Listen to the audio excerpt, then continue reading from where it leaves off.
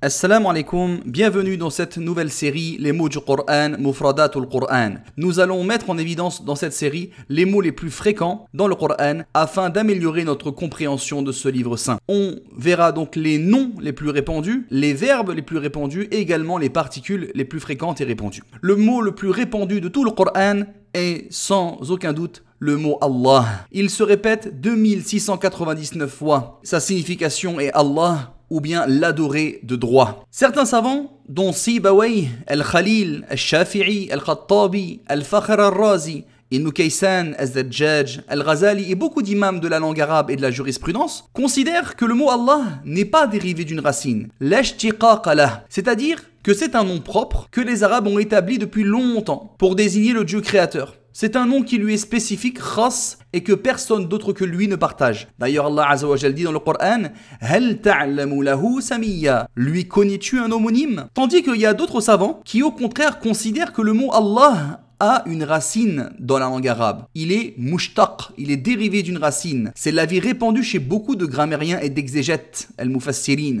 Mais ils ont divergé sur sa racine, sur son étymologie. Et voici donc les 4 avis principaux. Certains ont dit que la racine du mot Allah est Hamza Lem Ha, du verbe alaha ya'lahu ou aliha ya'lahu, qui a comme signification principale adorer et vouer un culte, abada, se reposer sur et s'apposer auprès d'eux, sakana ila, se réfugier auprès d'eux, fazi'a ila, se diriger vers, ittajaha ila, ou aimer énormément quelqu'un, wali'a, avec bi. En effet, le mot Allah, c'est celui qui est adoré et à qui on voue un culte. C'est celui auprès de qui les cœurs s'apaisent. C'est celui vers lequel on se réfugie. Et c'est vers lui vers lequel nous nous dirigeons lors de nos demandes et lors de nos adorations. Et c'est celui que nous aimons par-dessus tout, que nous aimons énormément. Et ça, c'est l'avis majoritaire de ceux qui considèrent que le mot Allah a une racine, est dérivé d'une racine de la langue arabe. La majorité considère que c'est cette racine-là.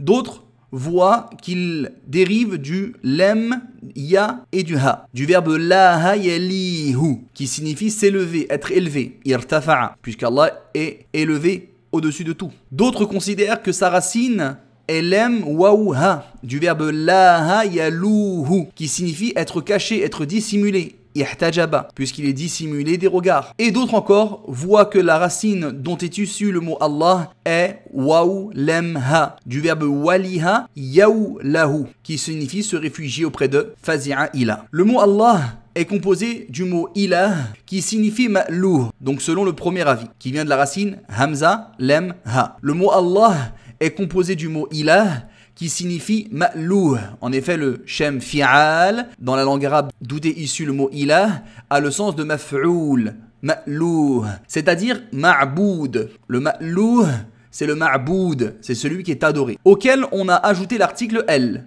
Donc el ilah, à la base, ça se disait comme ça, el ilah, le Dieu, l'adoré. À l'origine, le mot était donc el ilah, duquel la hamza fut supprimée. Donc on a el, ilah, le i, la hamza a été supprimé. Puis comme le lem est une lettre solaire, on ajoute une shadda, ce qui a donné el, la, ça donnera Allah, l'adorer, le Dieu. Et il est à noter également que dans la prononciation, le lem du mot Allah est mufakhama, est grave. Et c'est le seul mot de la langue arabe où le lem est grave à la prononciation, est emphatique. Lorsque le lem du mot Allah sera précédé d'une fatha ou d'une dhamma. Et ce sens-là, que Allah veut dire l'adorer, el-ilah à la base, c'est appuyé par la parole d'Allah Azza wa Jalla dans la sourate Al-An'am, la sourate les bestiaux, où Allah dit « Wa huwa Allahu fis samawati wa fil ard » et il est Allah dans les cieux et sur la terre, c'est-à-dire il est l'adoré dans les cieux et dans la terre. Tout comme la parole d'Allah dans la sourate Az-Zukhruf où il dit wa huwa alladhi fis samai ilahun wa fil ardi ilahun wa huwa al-hakimul alim. Il est celui qui dans le ciel est un Dieu, est un ilah, est une divinité, c'est-à-dire est adoré, et sur terre est un Dieu, c'est-à-dire est adoré sur terre. Et il est le sage, l'omniscient. On rapporte aussi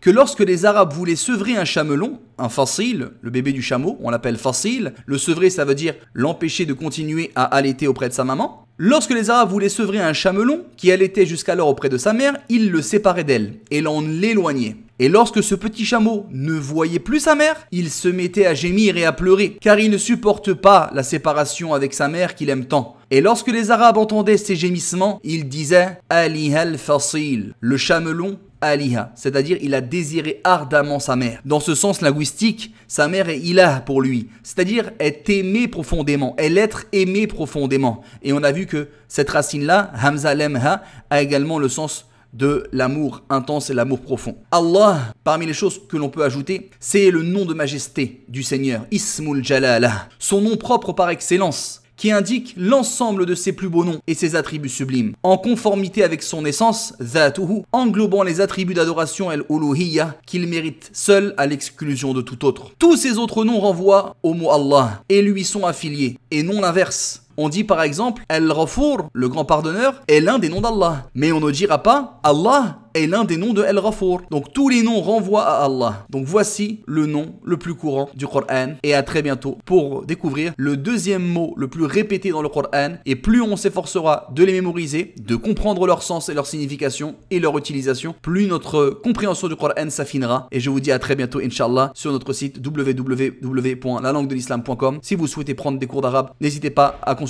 ce site-là. On propose des cours en classe virtuelle Zoom ou bien en e-learning et également propager ces vidéos autour de vous, cette chaîne YouTube, notre compte Instagram afin que le profit soit plus ample, Inch'Allah. Jazakumullahu khairan wa akhiru da'wana alhamdulillahi rabbil alamin.